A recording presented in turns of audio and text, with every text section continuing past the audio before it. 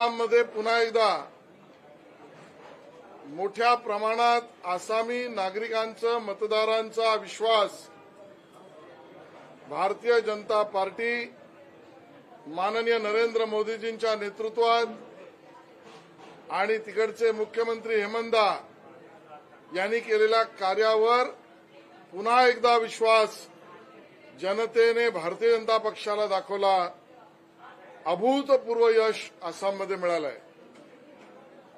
समोर चित्र स्पष्ट दिसतंय। पॉंडेचेरीमध्ये सुद्धा एनडीए पुन्हा सत्ता स्थापन करते हे चित्र स्पष्ट दिसतंय आणि विरोधक नामोहरम जनतेने त्यांना नाकारलं हे चित्र सुद्धा आपल्याला माननीय नरेंद्र मोदीजींच्या नेतृत्वात एनडीएचा पॉंडेचेरीत दिसतंय।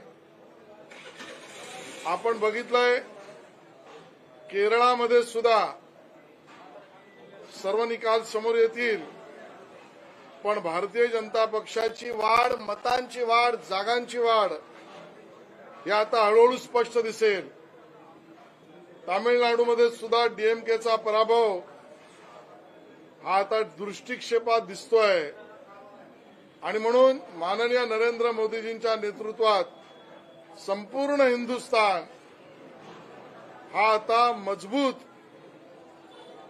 भारतीय जनता पक्ष आणि एनडीए बरोबर उभा आहे हे चित्र दिसतंय आणि याचा आनंदोत्सव हा पूर्ण देशभर आणि महाराष्ट्रात सुद्धा आम्ही साजरा करतो आहोत।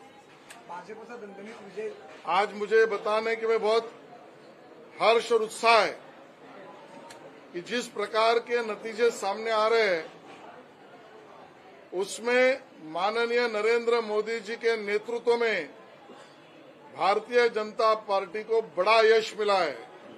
यह अभूतपूर्व यश है। हम देख रहे हैं पश्चिम बंगाल में तृणमूल कांग्रेस का तंबू जनता ने उखाड़ कर फेंक दिया है।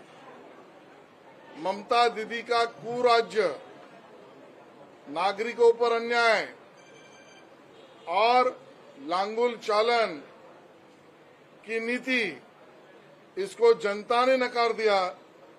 माननीय नरेंद्र मोदी जी के नेतृत्व में अभूतपूर्व यश यह पश्चिम बंगाल में मिला है। स्पष्ट दिखाई दे रहा है असम में फिर एक बार भारतीय जनता पार्टी की सरकार बड़ा मैंडेट लेकर माननीय नरेंद्र मोदी जी के नेतृत्व पर विश्वास दर्शक इस प्रकार का निर्णय आ रहा है। हमारे मुख्यमंत्री हेमंदा इन्होंने किया हुआ कार्य ये भी स्पष्ट रूप से दिखाई दे रहा है, उसको समर्थन दिखाई दे रहा है। पौंडेचेरी में भी जो रुझान सामने आए हैं, फिर एक बार एनडीए और विरोधी दल नामोहरम ये एनडीए के नेतृत्व पर, माननीय मोदी जी के नेतृत्व पर भरोसा पौंडेचेरी में भी दिखाई दे रहा है और केरला का भी रिजल्ट सामने आ रहा है। भारतीय जनता पार्टी वोटों में बढ़ रही है, भारतीय जनता पार्टी के आंकड़े भी बढ़ रहे हैं। ये चित्र आगे आगे स्पष्ट होगा। तमिलनाडु में भी डीएमके का परास्त होना अब स्पष्ट हो चुका है। पूरे देश में भारतीय जनता पार्टी, माननीय नरेंद्र मोदी जी का नेतृत्व और एनडीए, इसका जल्लोष दिखाई पड़ रहा है। मैं सभी मतदाताओं का धन्यवाद करूंगा।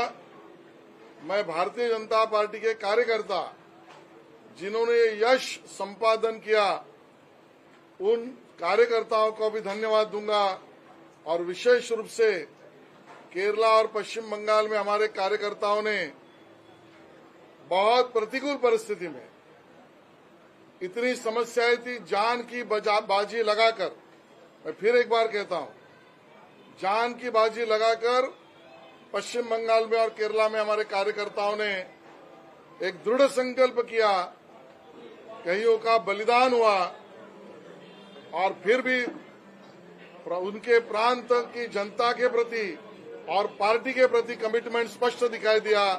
उन कार्यकर्ता और परिवारों का भी मैं धन्यवाद करना चाहता हूं। और सबसे बड़ी बात, माननीय नरेंद्र मोदी जी का नेतृत्व के ऊपर हिंदुस्तान ने विश्वास फिर एक बार दिखाया। माननीय अमित भाई शाह जी, माननीय हमारे राष्ट्रीय अध्यक्ष नितिन नवीन जी और उस राज्यों के नेताओं ने जो परिश्रम किया, उसके लिए भी उन सभी नेताओं का अभिनंदन और धन्यवाद करना चाहता हूं। आशीष जी, विरोधक कह रहे हैं कि वेस्ट बंगाल में एसआईआर का काफी बड़ा हाथ रहा है। तो केरला में क्या हुआ है? जो विरोधक ये बात करे अपने गिरेबान में झांक के देखे। अगर पश्चिम बंगाल में एसआईआर की अगर बहानेबाजी है तो केरला के रिजल्ट को क्या कहेंगे?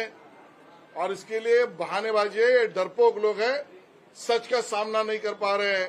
और सच है, भारतीय जनता पार्टी, एनडीए और नरेंद्र मोदी यही जनता का रुझान और मन का नेतृत्व है। निवडणूक आयोग भाजपचा चांगला बांधलेला आहे, त्यामुळे भाजप एका राज्यामध्ये हरवू शकते आणि दुसऱ्या राज्यामध्ये जिंकू शकते। भाजप ही डरपोक लोक आहेत, हे बहाणेबाज लोक आहेत, हे रडणारे आहेत।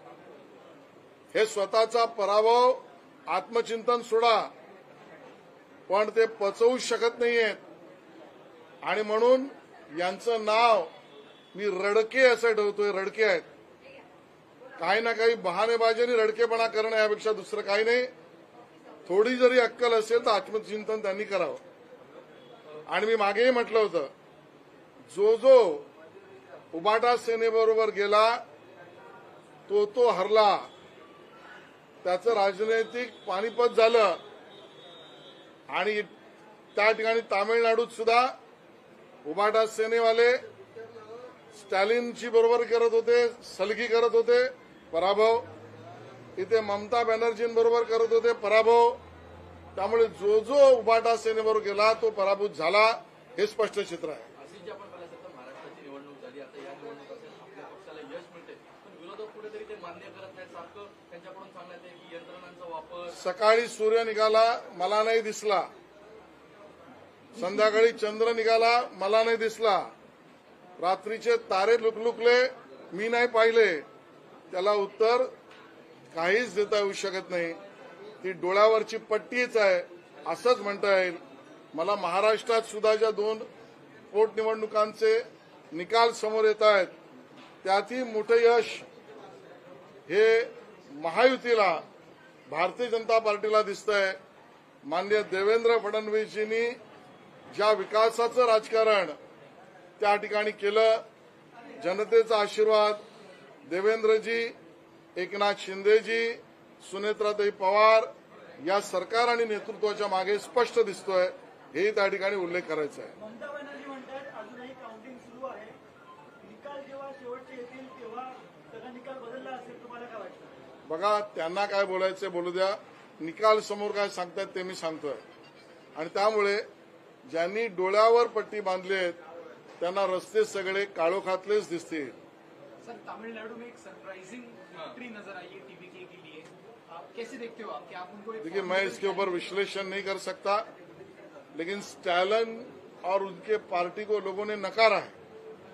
इसका मतलब स्पष्ट है, जो भी जनता हित में काम नहीं करेगा, जनता उसको नकारेगी। आसाममध्ये पण खूप मोठं यश आपल्याला प्राप्त होतंय हेमंत बिस्वा शर्मा यांच्या नेतृत्वामध्ये। कशा प्रकारे त्या देखील निवडणुकीकडे आपण नाही, मी मगाशी म्हटलं की आसामच्या जनतेने पुन्हा एकदा आम्हाला यश, आशीर्वाद आणि सेवेची संधी दिली, हे माननीय नरेंद्र मोदीजींच्या नेतृत्वावरचं शिक्कामोर्तब आहे। आणि आमचे मुख्यमंत्री हेमंतदा आणि आमचे सर्व कार्यकर्ते, पदाधिकारी यांनी केलेल्या कार्याला पोचपावती असं मी त्या ठिकाणी म्हणेन। धन्यवाद।